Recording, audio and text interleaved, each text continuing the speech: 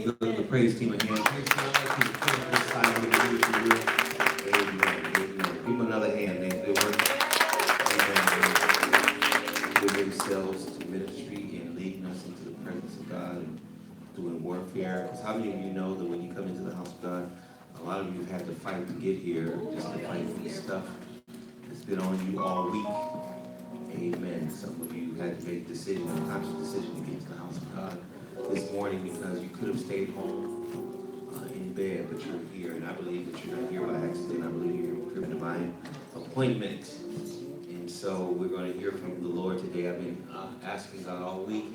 You know, a lot of times we tell God what we want to hear. Lord, I need a word for this situation. I need a word for that situation. But how many times have you stopped to ask God, Lord, what do you want to say? It's not about what I want to hear. It's about what God wants to say. Because sometimes what I want to hear ain't what God wants to say. And sometimes what he wants to say ain't what I want to hear. But today I want you to line yourself up with the question of God, what do you want to say? Because whatever he wants to say, whether you want to hear it or not, you're going to need it. Right. And whether you want to hear it or not, he's going to speak it. Amen. So I was struggling with what the Lord wanted me to preach today. I had one message prepared.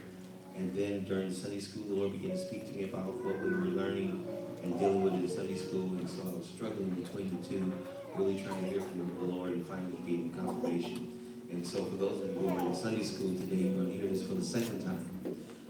For those of you who missed Sunday school, we're going to have Sunday school all over again right now because you weren't there. Amen. And what God calls us to hear and deal with this morning in Sunday school, he has already confirmed that he wants me to deal with among the saints who are here for worship.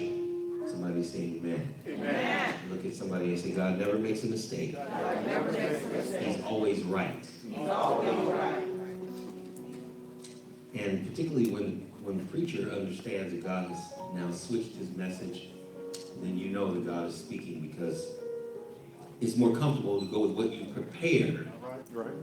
But sometimes it's more necessary to go with what God is saying right now, whether you prepared for it or not. So now look at somebody and say, I'm ready for whatever God has to say. I'm ready for whatever God has to say. Ready for whatever God has to say. Go with me then to the Gospel of John, chapter 21. The Gospel of John, chapter 21. I believe God is going to challenge us today, as he did in this account, this one-on-one account with his disciple Peter. The Gospel of John, St. John, chapter 21.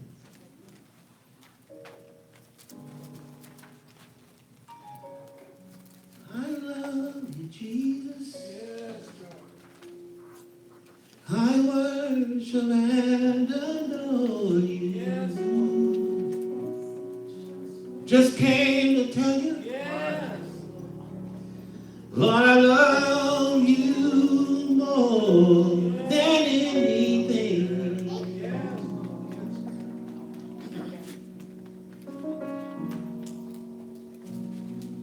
I love you, Jesus. Yes. Hallelujah. I worship and adore you. Yeah. I don't know how others feel about it, but just want to tell you, can't help myself. Lord, I love you more than anything. Say it again. I love you, Jesus. I worship and adore you. When I think about all you've done, just want to tell you, Lord, I love you more than anything. Love you more than my car. Love you more than my money. Love you more than my family.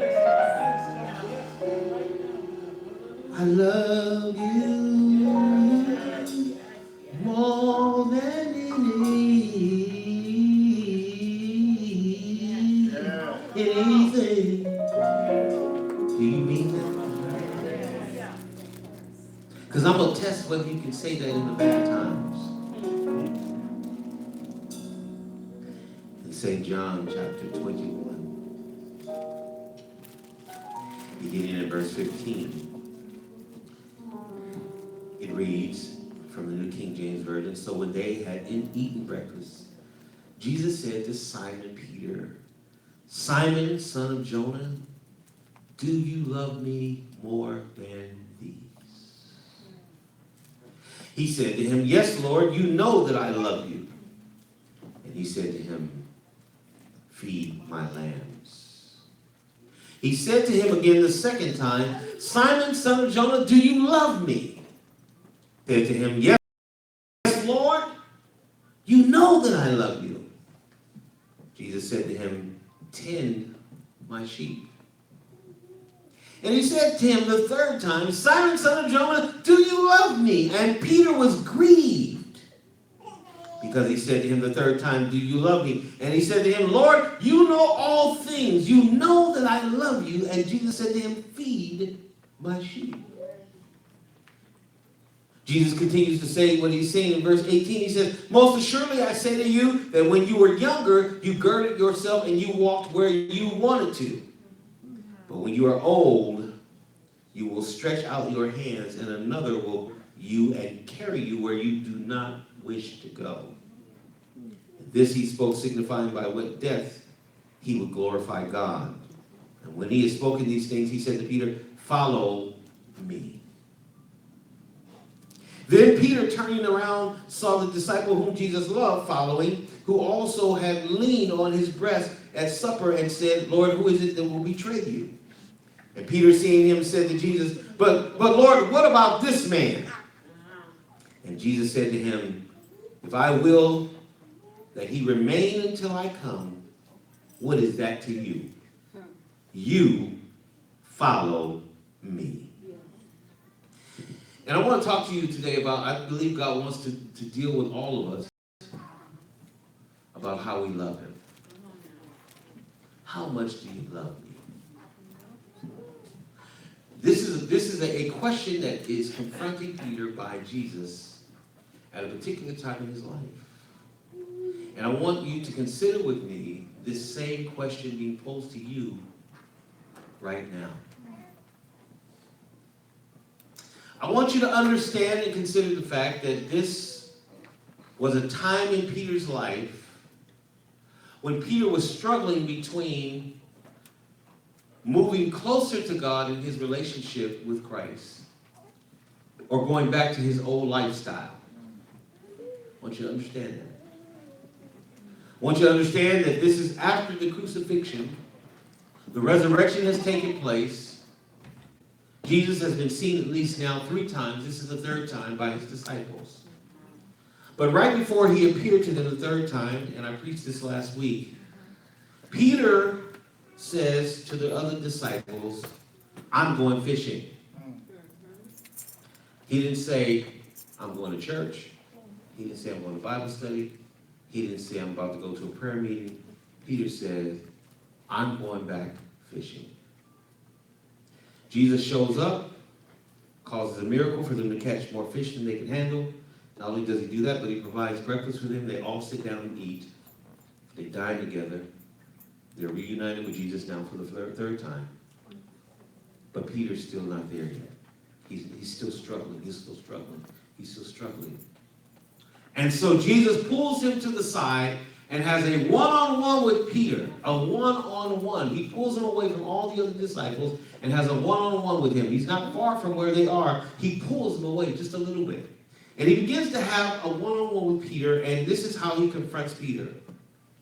Because he knows where Peter is mentally, emotionally, and spiritually.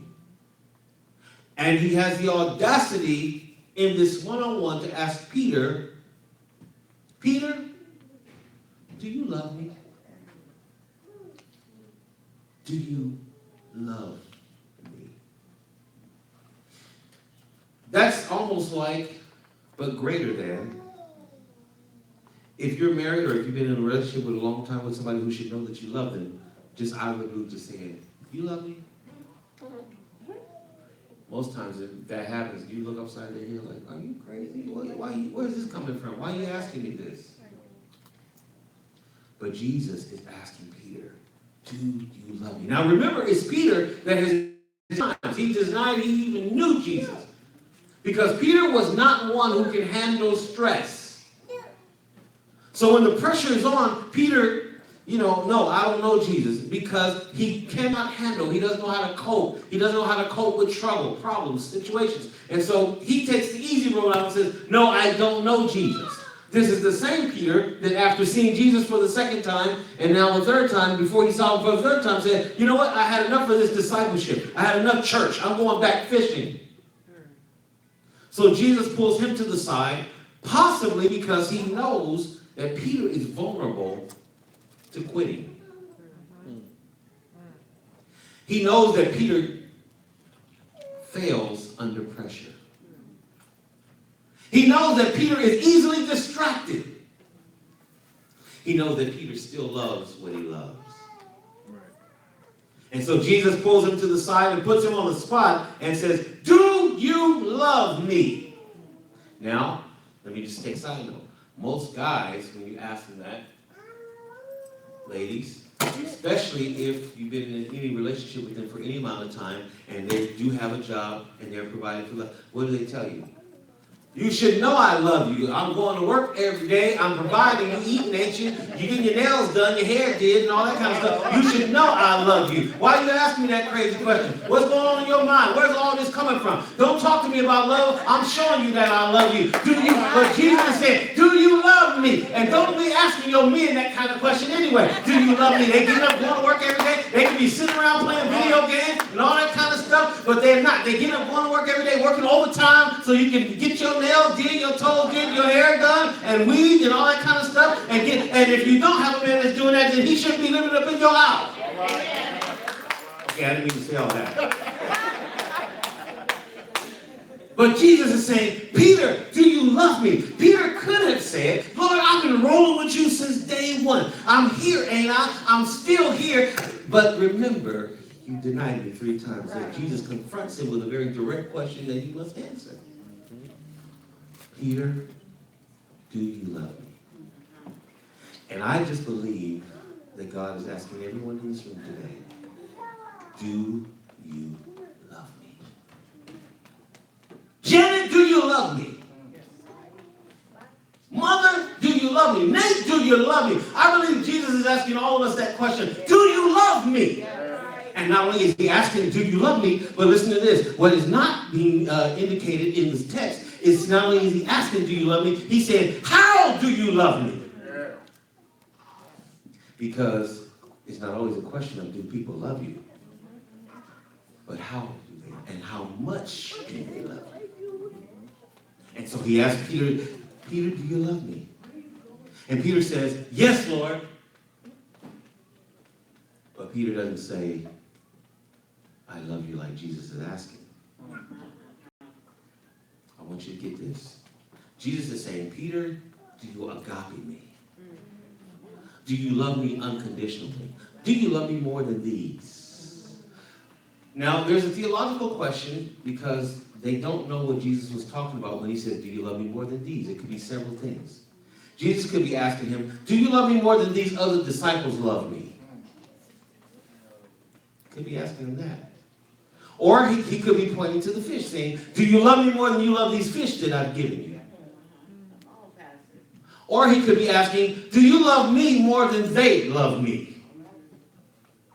So Peter has to consider all three, but the answer has to be the same. He doesn't understand, so he says, you know what Peter says? In response to this question, Jesus is saying, do you love me more than anything? Do you love me more than everything? Because no matter what the these are that he's asking Peter, he's asking you and me the same question. Do you love me more than this? Do you love me more than your job? Do you love me more than your money? Do you love me more than your family? Do you love me more? Will you put your love for me over everything? Do you love me more than working out? Do you love me more than whatever it is you like to do? Do you love me more than that?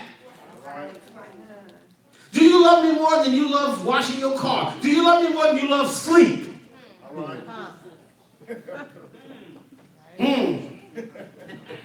Do you love me more than you loving your day off? Right. It's my only day off. I can't go to church today. I'm too tired. I've been working all hard all week. Do you love me more than that? Y'all laughing, but I'm telling you, Jesus is asking the question. What do you love more than you love me? Right. Do you love your boo, your bae, or whatever you call them? Do you love me more than these? My question to you is, what is the these in your life? What's the these?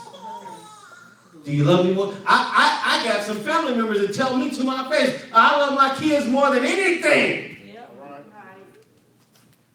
I said, more than God? They said, more than anything.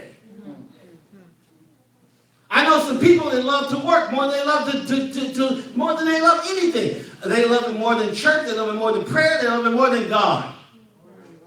Now, some of us won't admit that by declaration, but we will by demonstration. Right. We don't say it with our mouth, but we show it with our lives. So he's asking Peter, do you love me more than these? So now it's time for us to stop and evaluate, what do we love in this life more than we love him? Because all of us might have something or someone that we love more than him. Because he wouldn't be asking us the question if it wasn't true. Peter says, now watch this. Jesus says, do you agape me? Do you love me unconditionally? Do you love me more than everything I've given you? Do you love me more than everything I'm going to do for you? Do you love me if I answer your prayer? Do you love me if I don't answer your prayer? Do you love me if I give you something to do? And if you love me, do you love me unconditionally? And Peter's response is, yes, Lord, you know I'm fond of you.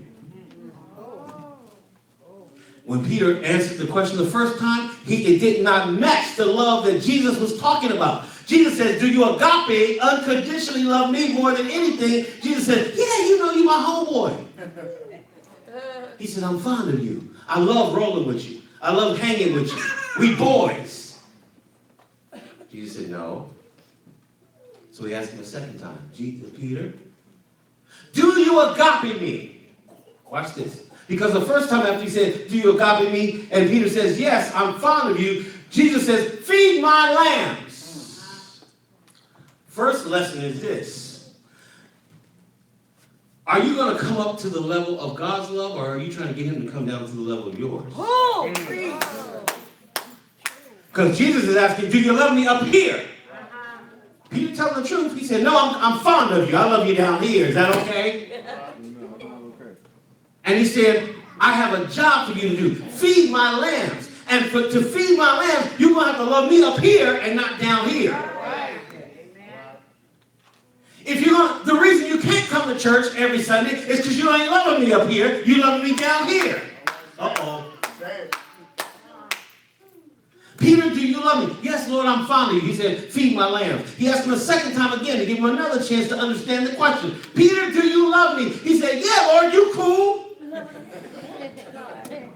You cool, man. You my ride or die. That's not good enough. Because I need you to feed my sheep. Watch this. Stay with me. Peter's still not there. He still doesn't understand. Peter still wants God to come down to his level. He wants God to be convenient for him. He's not trying to go up to another level. I wonder, is God asking us too much to come up to his level, to his expectation? He says, Peter, do you love me? And Peter said, yeah, Lord, you my homie. You my ride or die. I cool. I love it when you're around. We do things together. You my road dog, man. But God is not satisfied with your offering and your declaration of love, because he needs a demonstration that is unconditional and above everything. Are you following me? He says, feed my sheep. I've got plans for you. I've got a calling for you. And I've got an assignment for you. What does that have to do with how much I love you? I'm going to tell you in a minute, but I need you to answer the question right. So I'm going to ask you one more time, Peter. Do you love me? Now Peter is offended. Now Peter is grieved. Can you imagine now, if you're sitting there watching you and your boo, you're watching TV, everything's cool, y'all eating dinner, ain't no problems in the relationship, and all of a sudden she looks over at you and says, hey, honey, dear, boo, babe, you love me? Yeah, I love you, baby. You cool? Okay. Commercial come on, show back on. I'm sitting there, kiki, ha, ha, ha. Babe, you love me? Yeah, girl, I told you I love you, man. What's up with this? I'm here, ain't I? All right. I ain't out with the boys. Oh, okay, all right.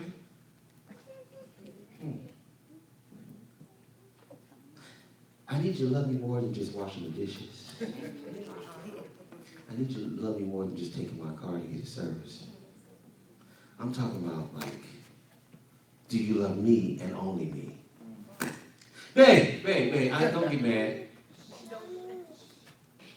I just need to know, do you love me? Girl, if you ask me that one more time, I promise you, I can't take all this dialogue and talk. You want me to explain? What you want me to do to show you that what you need me to do to show you that I love you? I come home every night, I'm working, I do what you ask me to do, I take out the trash, I watch your little kid, and ours.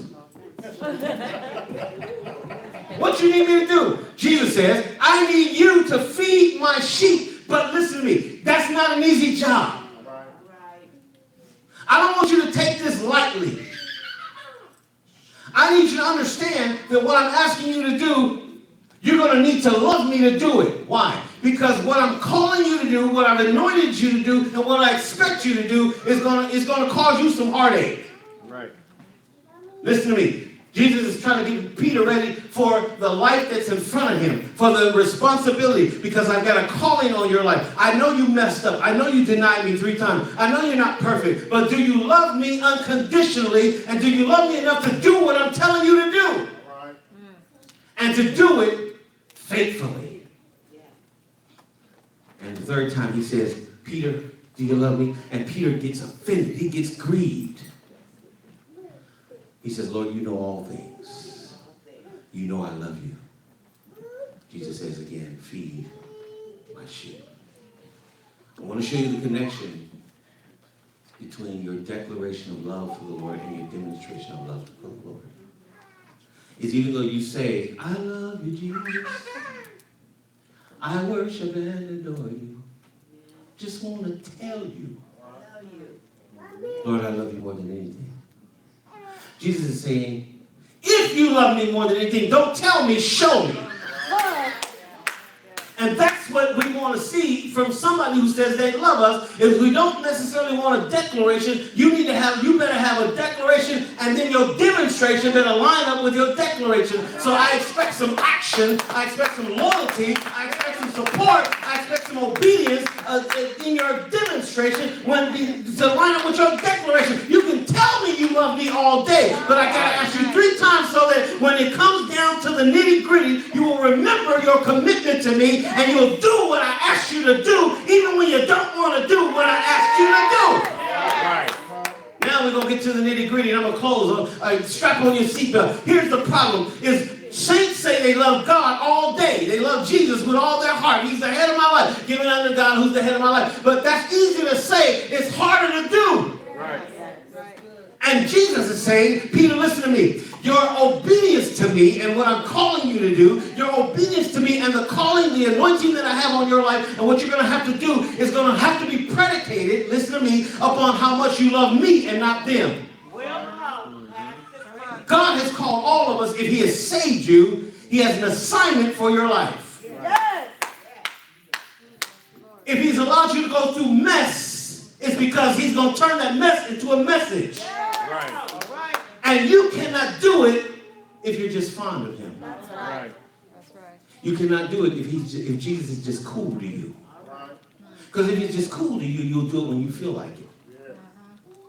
But if you love him unconditionally and you love him more than anything, you will do it. Listen to me. And I'm talking to leaders and I'm talking to potential leaders. I'm talking to everybody that's saved. Because there's a calling on your life that he requires. Love requires proof. Love requires demonstration. And Jesus is saying, since you're saying you love me, and I'm questioning your love, I'm challenging your love, and you're saying, yes, I love you, I want to know how much do you love me, because if you don't love me enough, you will not be faithful in doing what I called you to do. You will do it only when it feels good to you. The problem with the church today is we do Christianity only when it feels good to us. We do church only when it feels good and fits in our schedule. We do prayer only when it feels good, and that's because we don't love him enough. But when you get past hanging out with him and taking the benefit of the miracles, and you get down to the nitty-gritty of the value of what real love is that I love you in the good times, I love you in the bad times, I love you in the tough times, I love you when it's comfortable, I love you when it's not comfortable, I love you when we're broke. If we're broke together. I love you when we're put out. If we get put out, we're going to love each other and be put out together. But I will never leave you or forsake you because I agape you. If you answer my prayer, I'm going to be there. If you don't answer the way I want you to, I'm still going to worship. I'm still going to serve you. I'm still going to move in my gift and my calling. I'm not going to flake out on you. So Jesus is saying, do you love me like that? And in the church, too many of us have not risen to that level because we are asking God to come down to our level. Lord, just be cool with the fact that I like you. I like you. I'll show up every now and then. Just be cool. Lord, I like doing this every now and then. Let that be okay. Because after all, Pastor, God knows my heart. Maybe that's why he's asking you 3 times. Stop trying to bring God down to your level, to where you're comfortable, and you want him to be comfortable with what you're comfortable with. He's saying, do you agape me? Are you sold out? See, because everybody in this room, you want somebody who's sold out to you.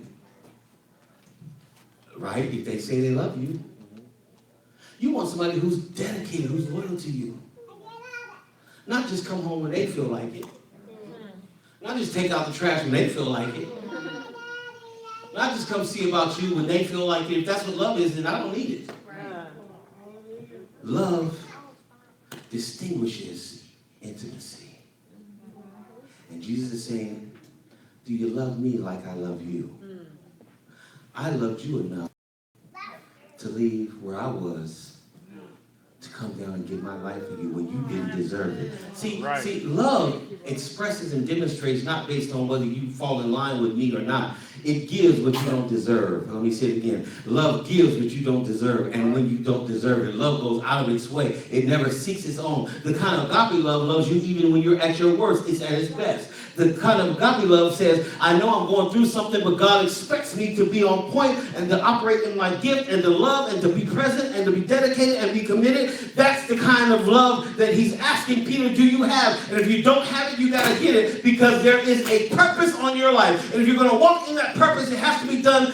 Watch this, not if they give you accolades or not. We got too many people in the church that are doing it because they want a title or because they want to get pat on the back. But I need some people, and God is looking for some people that he's asking, like Peter, do you love me? Will you do it enough because you love me? Will you do it because you love me? And I'm telling you as a pastor and a leader that you can't do it based on if the people show up or not, if they cooperate or not, if they give or not, if they like you or not. When God calls you to something in his kingdom and a purpose, you got to do it because you love him and not because people are paying their tithes, not because they approve you, not because they like you. You got to do it because you love him, and you got to love him more than you love the accolades. You got to love him more than you love the payment. You got to love him more than you love how it makes you feel. You got to love him more. All right. And so he's asking Peter, he's saying, do you love me enough to do what I called you to do all the time? If the church is going to be right, and the church is you. Look at somebody and tell them, you are the church. You're the church. Right now, Jesus is having a personal moment with you. Yes. It's time for you to look at yourself. Because he's asking you, why do you do what you do? For me. How much do you love me? Do you love me to obey me all the time? Do you love me to put me first? You love me that much? Because see, Peter, I can't just be cool. Because you put me in the category of the other disciples. And when you get mad at them, you'll go fishing again. Do you love me not to go back to your old lifestyle? I called you to be fishers of men. Feed my sheep. And so, what he's teaching Peter is there's a direct connection between how much you love me and how much you obey me. Oh gosh. It's quite in this holy sanctified Catholic Church. I'm going to say it again. Your demonstration of love is directly connected to your demonstration of obedience and faithfulness and commitment. So you can't come in here and say, Jesus, I love you with all my heart, but you're not demonstrating that through what I called you to do in obedience. You only obey me sometimes. And I don't care what your mouth says, your life says, you're not at that level of love where you love me unconditionally because you're not doing what I asked you to do whenever, however, and wherever. You're doing it when it's convenient. So you got a convenient kind of love. You got a I'm cool kind of love. But I'm looking for somebody who has an agape kind of love to feed my sheep, because there's going to come some days when the sheep going to rebel. There's going to be some days when they're not going to line up, they're not going to obey, they're not even going to want to eat. But you have to still feed them and set the table and be faithful. And do you love me more than they love me? And if you love me, will you show it? Will you do it all the time? Well, I can't tell you how many times that the Lord had to have this conversation with me. Trevor, do you love me more than these? Because these, for me, ain't your these. My these is, Lord, you told me to preach. That means people won't be here to receive it, right? You told me to continue to teach. I can't tell you how many times I wanted to say, okay, listen, we ain't having Bible study on Wednesday night no more because there's only 2 or 3 of us showing up. Can't tell you how many times I want to, can I be transparent for a minute? Yeah. Can't tell you how many times I want to say, you know what? I don't want to pass no more. It's too much work. Let me just go to work. I'm tired of trying to get people to pay tithes so we can keep the lights on. Because if the lights go out, they're going to say, Pastor didn't pay the bill. Well, I didn't pay the bill because you didn't pay the tithe.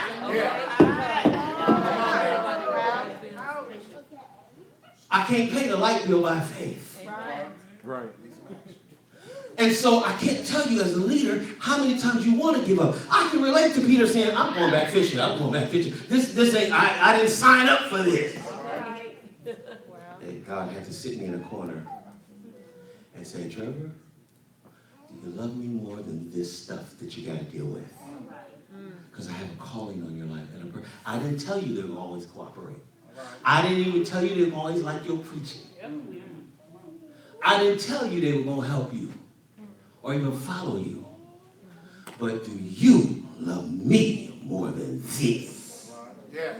Do you love me more than what you got to go through? Do you love me more than the tears you're going to have to cry? Do you love me more than the times you're going to be discouraged? Because you can't let discouragement stop you. I do have a future. I do have a plan. And you got to trust me and remain faithful in your love and solid in your love for me. You can't just say it. You're going to have to prove it to me. And I'm telling you that this road that you walk with God is not easy, because there has to be demonstration with declaration. You can't just shout it. You can't just testify it to be seen. You're going to have to live it. And everything you declare is going to be tested.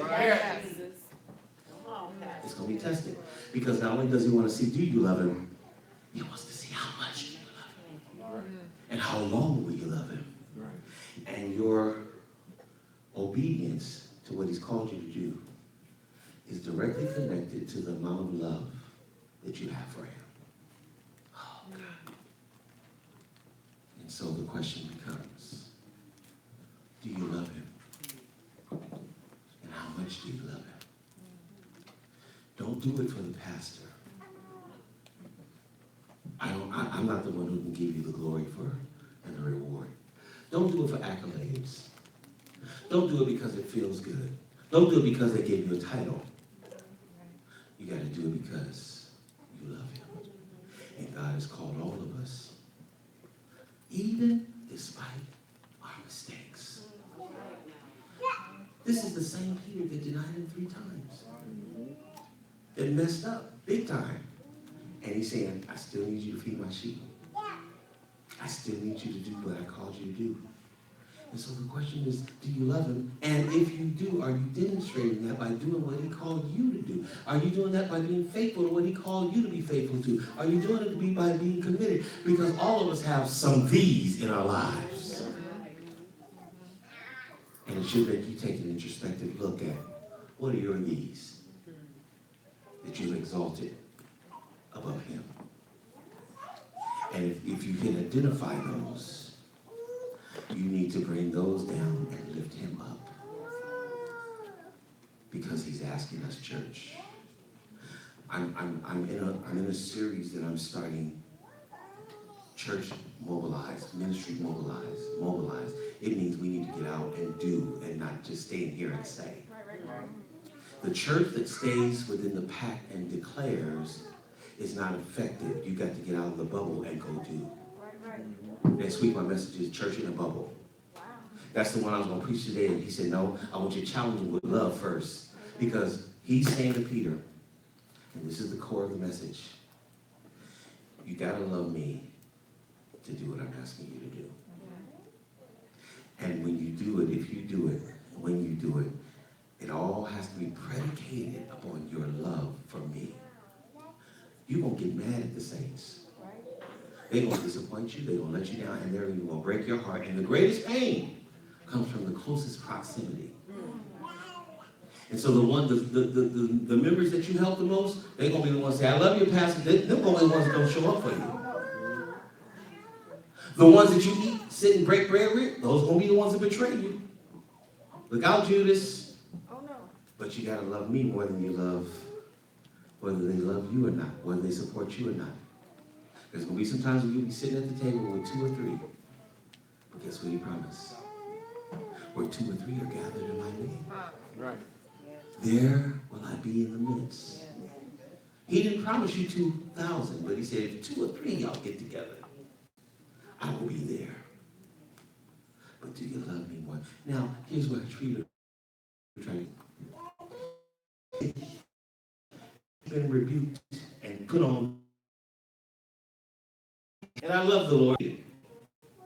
After that mistake of denying Jesus 3 times, Peter needed to be restored and told, yes, I still have ministry for you to do. Because most of us, when we mess up, we just leave the church. Because nobody knows how to restore us. Let me tell you something the church doesn't do well. They don't restore well. We don't reconcile well. When people mess up, we excommunicate them. We put them out. But don't let them find out your fault.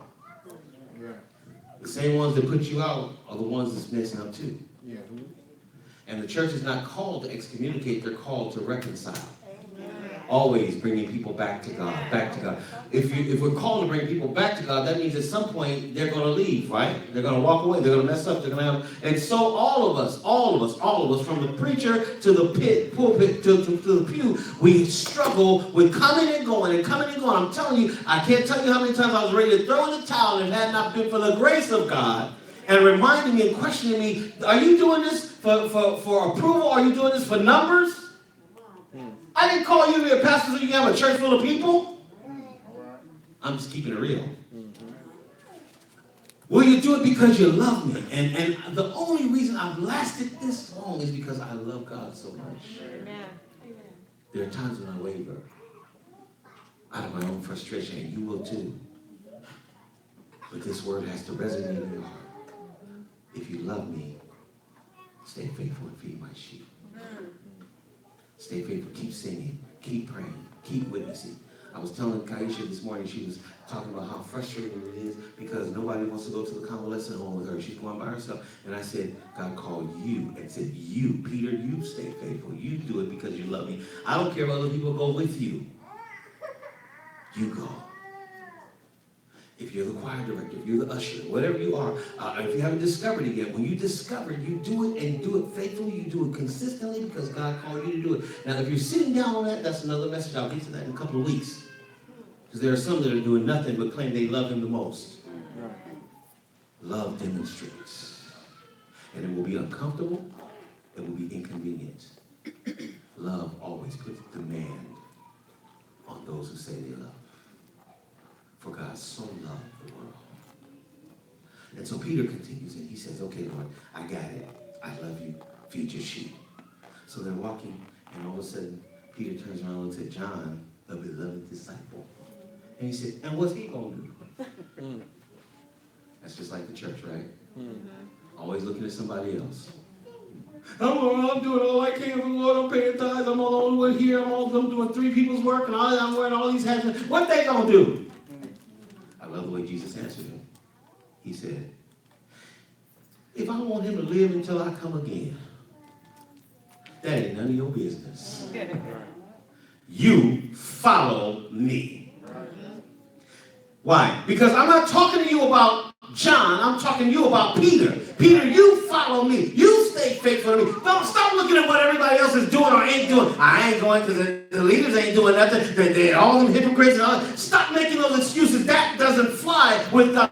He said, what they're doing, that's my business and their business, but you better stay faithful. I'm having this conversation with you, and God brought me all the way in here, brought you in here to here. Number one, do you love him enough to stay faithful? And number two, don't look at everybody else and what they're doing. You keep being faithful. You keep showing up. You keep praying. You keep pressing. You keep pushing. You keep lifting him up. And watch God bless your life. Now, let me tell you this secret, and I'm done. Just because you're working for him doesn't mean everything's going to be easy. That's why he's telling Peter, you got to love me. Because this ain't going to be easy. But I'm going to empower you. It's going to be possible. Are you ready to walk with God in your assignment? Whatever that might be. Based on your love for him. Are you willing and are you able to be faithful in your prayer life? In sharing his love with others? In showing up in support of fellowship? In coming to study the word? Do you love him that much? You can't do it for me. That's right. You can't do it because your BFF is going tonight. Right. He's asking you personally and individually, how much do you love me? Because this is how much I love you. I pray that we've heard God's voice. And he has challenged us to another level of demonstration. I don't care what other churches are doing or not doing. That's not my business. I don't care what other pastors are doing or not doing. That's not my business. My business is to stay focused on my intimate relationship with God and continue to take my love for him to another level to where I'm able to demonstrate my love outside of my limited fleshly ability. And if you love him like that, he will give you the power. He will give you the impartation through the power of his Holy Spirit to do everything that he called you to do as long as he called you to do it, but it's all based on your love. So if you're doing this out of anything else but love, that's why you're failing. And if you're doing it because you love him, listen to me. Even though you have to cry sometimes, it will be fulfilling. I've often wanted to throw in the towel, but you know what? I stopped to think, as much heartache as this walk brings me, there's nothing more fulfilling than pleasing him. Amen. Nothing. There's no amount of money. That's right. There's no amount of accolades. I just want to please him. And that's when you know you can honestly stand up and say, I love you, Jesus. I worship and adore you. Not only do I want to tell you, I want to show you. Lord, I love you more than anything. That's why I can't quit. Not that I don't want to.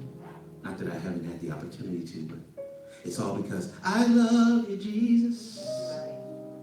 Been through so much. I worship and adore you. Can I just show you? Yes. Through my faithfulness, through my commitment, through my dedication. Lord, this is how I show you that I love you more than anything. That's what it takes. head bowed, every eye closed. I will never be able to love him as much as he loves me. He died because he loved me. He died because he loved you. And the only way you can even come close to showing him that you love him that much is to live for him. He died for you so that you could live for him. And so there's a saying on the street that says, don't just talk about it, be about it. Jesus is saying, will you be about it? Will you show me? Will you demonstrate that you love me more than these? More than your excuses? More than your job? More than whatever you've lifted up over me? Will you come up to my level of love? Don't decrease. Will you come up to my level of love? I know you've got responsibilities. I know. I trust me. I know. But love demands a sacrifice. Can you put me first? Will you be faithful? Can I count on you? Yes, Lord, you can count on me. What is it based on? It's based on my love. Peter, if you love me, feed my sheep. If you love me, do this. If you love me, demonstrate this. And so, Lord, now, I pray that your word has penetrated our resistance. Somebody in here needed to be challenged today. Somebody needed to be enlightened. Somebody needed to be put back on track. Some of us needed to be restored. We've given up hope on ourselves because we made mistakes, because we failed so many times.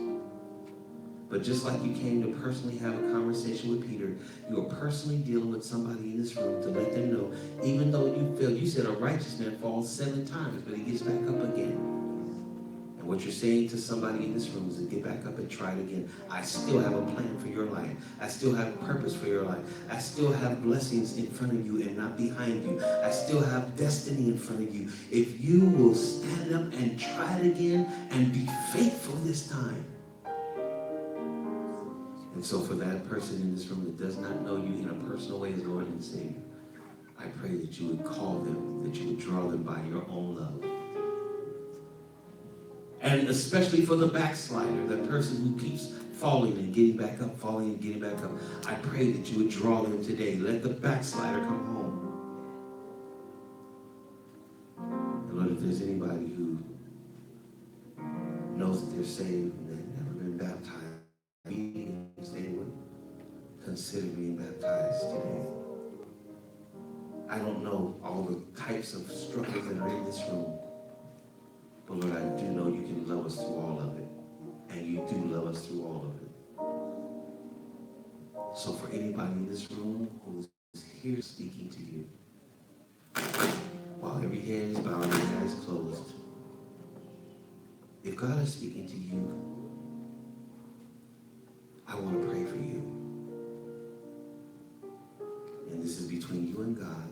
Don't worry about John, what he's going to do. This is you and God. God brought you in this building today so you could hear him tell you, I'm giving you another chance. I do have a calling. I do have a plan and a purpose for you. Walk in it. Love me. Agape me.